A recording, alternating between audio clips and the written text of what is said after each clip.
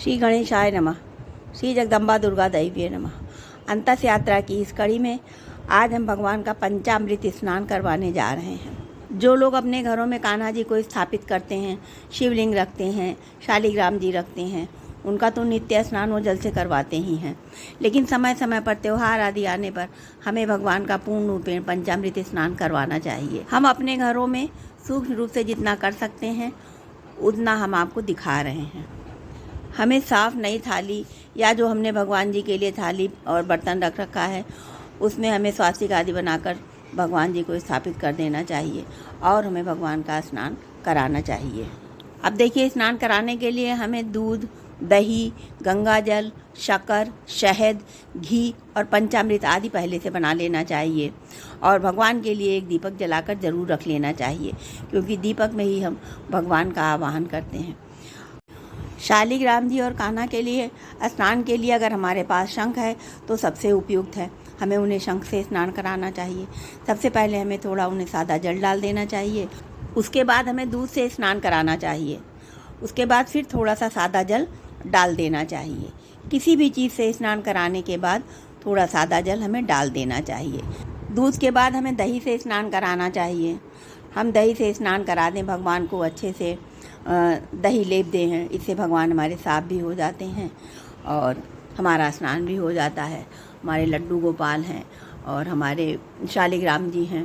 तो इस तरह से हम दही से स्नान कराने के बाद भी थोड़ा जल डाल देते हैं। इसी तरह से एक के बाद एक चीनी, घी आदि से भगवान का स्नान कराने के बाद उन्हें शुद्ध जल से स्नान कराते हैं। हाँ, एक बात का ध्यान रखना चाहिए कि शिवलिंग पर शंख से जल या कोई भी वस्तु नहीं चढ़ानी चाहिए भगवान को।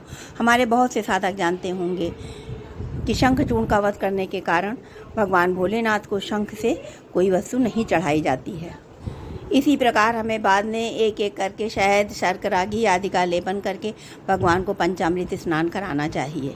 पंचामृत स्नान कराने के बाद भगवान को शुद्ध जल से स्नान कराना चाहिए, गंगा जल से स्नान कराना चाहिए, सुगंधित जल से स्नान कराना चाहिए।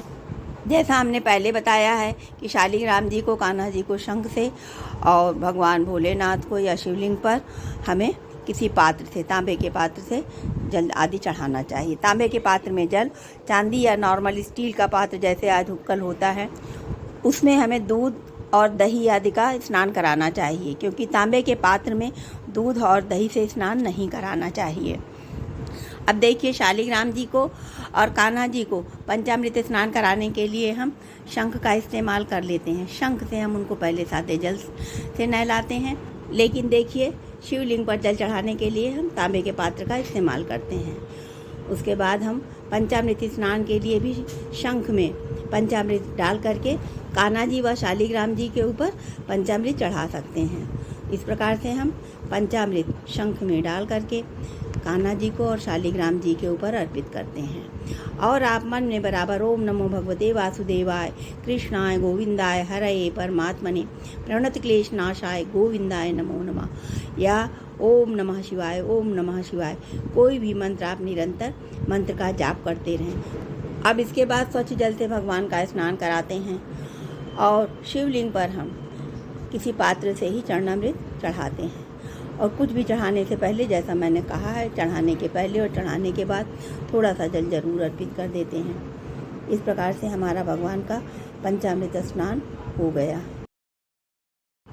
इसके बाद भगवान जी को स्वच्छ रुमाल से पोंछ करके, रुमाल, टॉवेल, स्वच्छ कपड़ा हो उससे कायदे से अच्छी तरह से पोंछ करके भगवान को वस्त्र आदि पहना करके उनको सुंदर अलंकृत कर देना चाहिए। इस प्रकार से हमारे भगवान जी का पंचामृत स्नान होने के बाद हम उनको अच्छे से, जितना अच्छे से तैयार कर सकें उन्हें अच्छे से तैयार कर दें। आजकल तो मार्केट में भगवान के बहुत से सुंदर सुंदर वस्त्र सब अवेलेबल हैं। हम उनको अपनी सुविधा और बजट के अनुसार ले आएँ और अपने भगवान को अच्छे से पहना ओढ़ा करके, तैयार करके, पंचामृत स्नान करा के, उनका श्रृंगार करके अपने मंदिर में हम उनको स्थापित करें। और अब तो सातकों फाल्गुन का महीना है, होली का रंगीन पर्व आ रहा है। अपने कान्हा को, अपने लड्डू गोपाल को, अपने भगवान को रंगों से सराबोर कर दीजिए। भक्ति के रंग में, प्यार के रंग में, समर्पण के रंग में। ओम नमो भगवते वासुदेवाय।